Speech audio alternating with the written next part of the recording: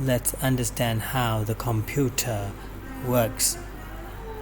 Basically, computer consists of memory. Memory is the storage to store number, and to control or to instruct the computer to do things, we need the instruction. In computer, instructions is represented by binary. For example, in here we have 1 instruction, 2 instruction, 3 instruction, 4 instruction. There are many instructions stored in the memory. First instruction, it's do something. The second instruction, it also do something because it is the instruction to instruct computer to do something. So let's understand roughly. I will let the computer read the instruction and let it obey the instruction. So I put a fetch. Fetch means to do only 1 instruction. I get run it step 1 step run instruction. So I press this button. Okay, it does something. Whatever it is, it do something because we just force it to follow the first instruction, and now it's going to do the second instruction, which is this one. Let me explain what it's going to do for the next instruction. It will read the data. To take the data, to read the data from this address 48, which is 30 here. This is the data for the data stored in address 48.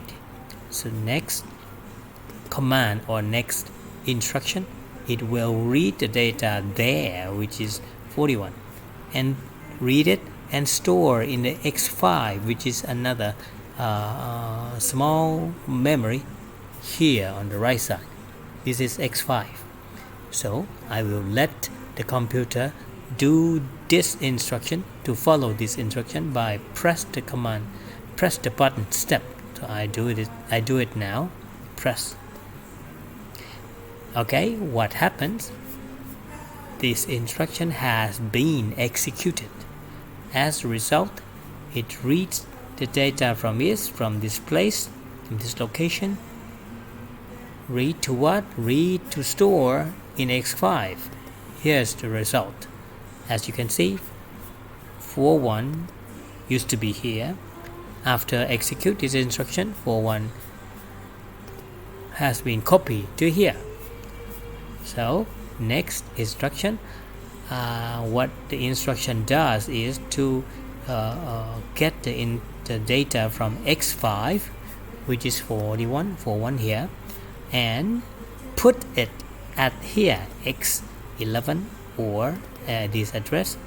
What it will do, it will get the 41 and put it on the screen, which is, we have small screen on the left side here, the black one. I will step run this command.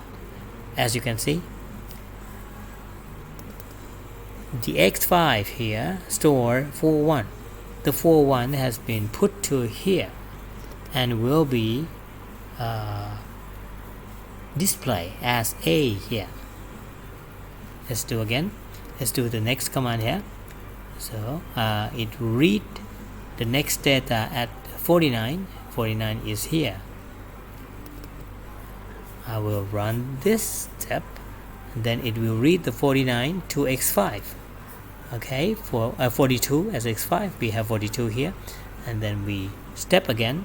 Boom. We already have A, B, right? As you can see, the computer, all kind of computer, need instructions that the computer can follow. It means, in other words, the instructions can be used to command, to control, to order the computer to do things as we want. But in order to make the computer runs as we want, to use this command, which in other words we call these commands, is instruction, that machine language, which means it is the language that machine can understand.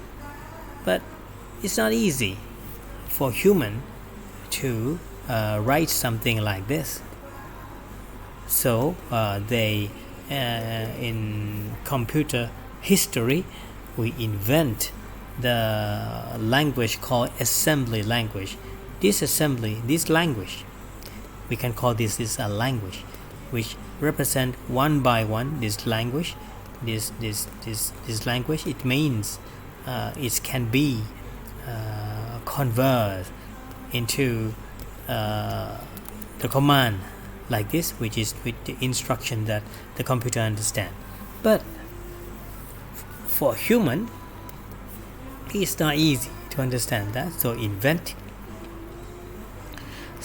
we invent another high level language. Let's get into C language.